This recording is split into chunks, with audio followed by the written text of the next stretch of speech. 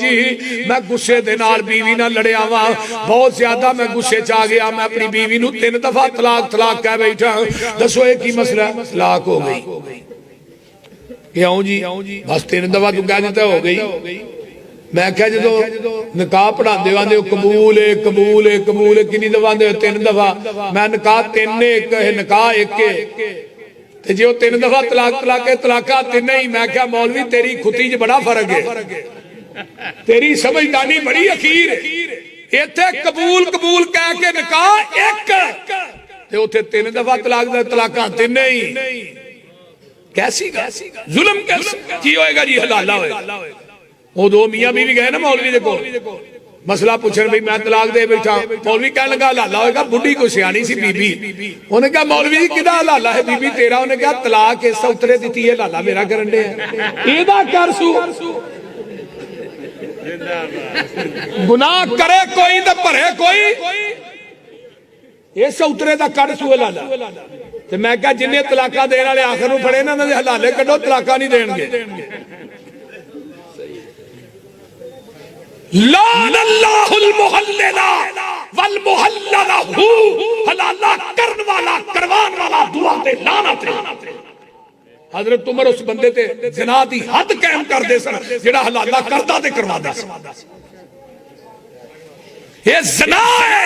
نکاح نہیں بسم اللہ الرحمن الرحیم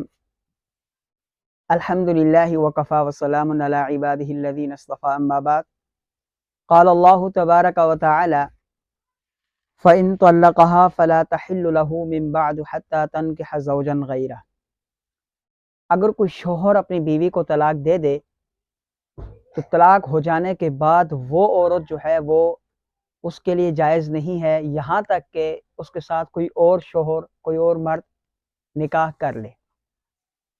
یہ آیت کریمہ ہے 2 سپارے میں سورہ بقرہ میں آیت نمبر 230 ہے۔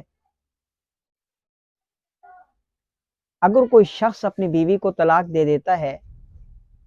تو اس کے بعد کا عمل کیا ہوگا؟ اس کے بعد کا ایک عمل ہے جس کو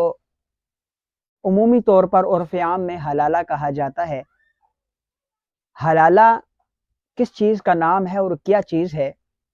کچھ لوگ بڑی خوبصورت انداز سے علماء احناف کے اوپر تنقید کرتے ہیں کہ یہ جو ہے حلالے کے قائل ہیں، لا حول ولا قوت الا باللہ، کوئی بھی حلالے کا قائل نہیں ہے۔ جو حلالے کا قائل ہے وہ نبی کریم صلی اللہ علیہ وسلم کے ارشاد عالیہ کے مطابق لعنتی ہے۔ حلالہ کرنے والا حلالہ کروانے والا وہ لعنتی ہے۔ صورت مسئلہ یہ ہے کہ ایک شخص کی بیوی کو طلاق ہو گئی، طلاق ہو جانے کے بعد وہ چلی گئی اپنے ماں باپ کے گھر، عدت گزاری ہے، عدت گزارنے کے بعد وہ عورت جو ہے کسی اور سے نکاح کر لیتی ہے، کسی اور کے ساتھ نکاح کرتے ہوئے اپنی زندگی گزارتی ہے ہنسی خوشی، لیکن بدقسمتی کے ساتھ زندگی میں کوئی موڑ ایسا آ جاتا ہے کہ ان کی پھر آپس میں آن بان ہو جاتی ہے، لڑائی جھگڑا ہو جاتا ہے، کوئی مسئلہ بن جاتا ہے،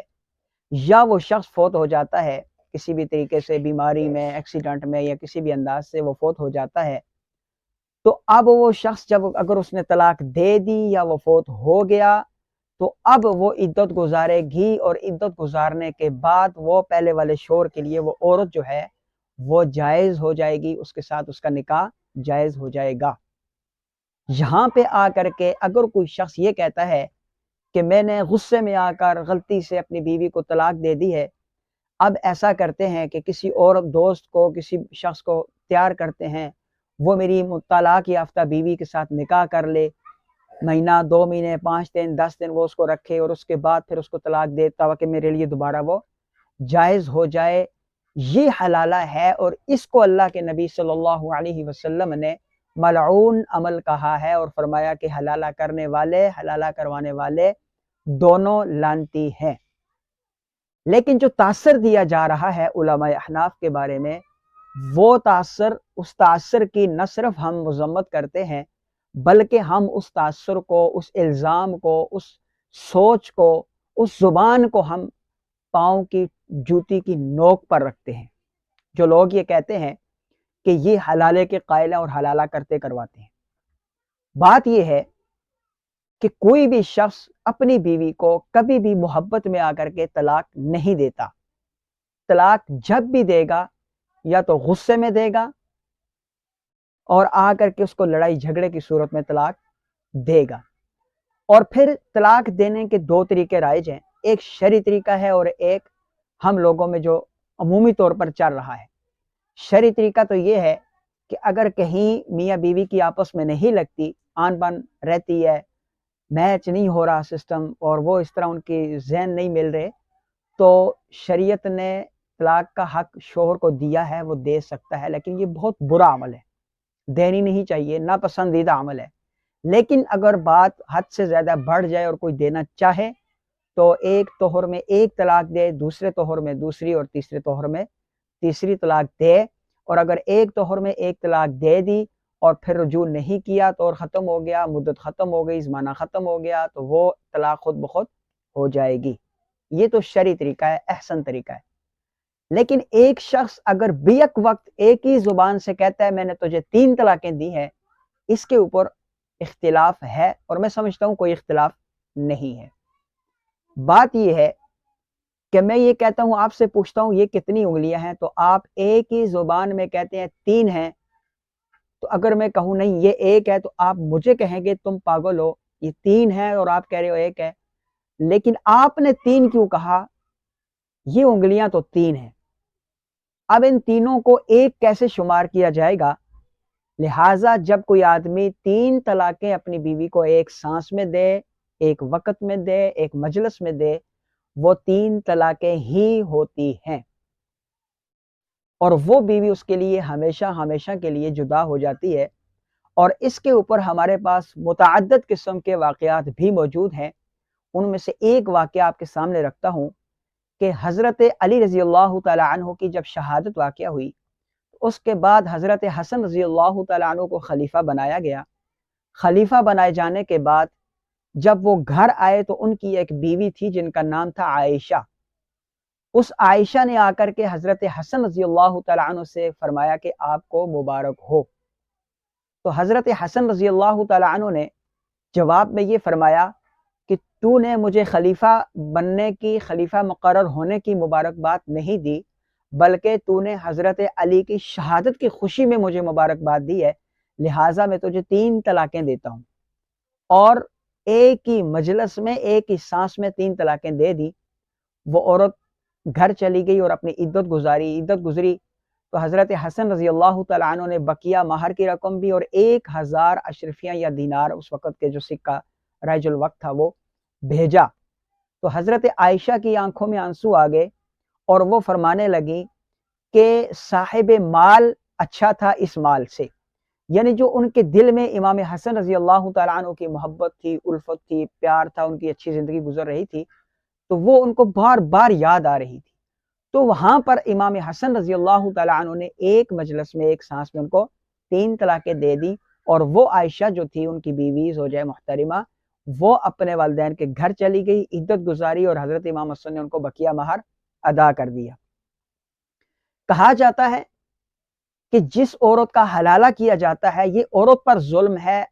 عورت پر ظلم اسے نظر آتا ہے جس کا یہاں کچھ بھی نہ ہو، جس کا یہاں تھوڑا سا بھی ہوگا. جس کے ساتھ اللہ تعالیٰ بھلائی کا، خیر کا معاملہ کرتے ہیں، اسے دین کی سمجھ عطا فرماتے ہیں.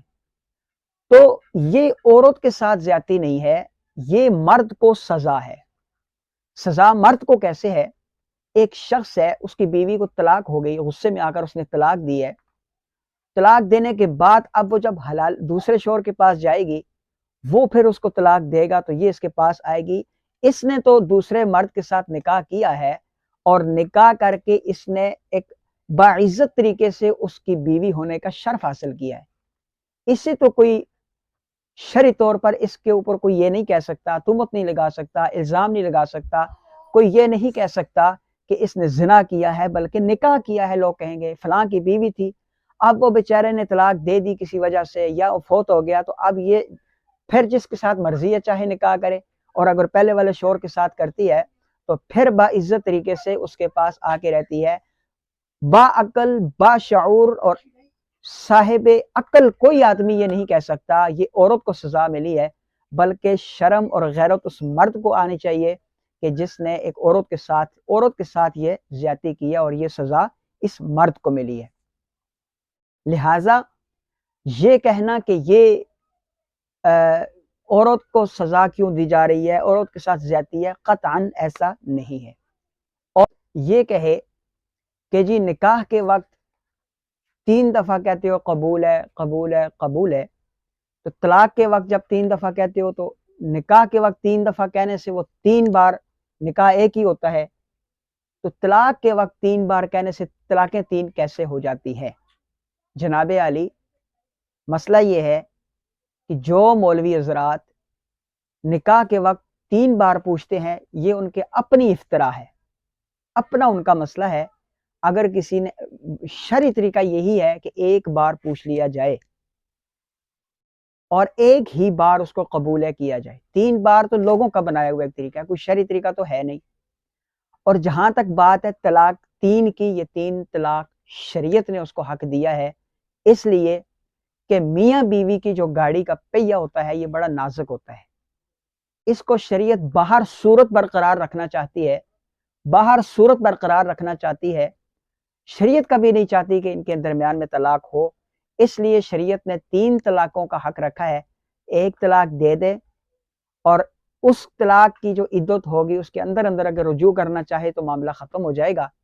لیکن اگر کسی نے غصے میں آ کر کے فوراً 3 طلاقیں دے دی تو وہ 3 واقعہ ہو جائیں گی، جیسا میں نے آپ کو واقعہ سنا دیا ہے۔ اللہ تعالی ہمیں سمجھ کی توفیق عطا فرمائے۔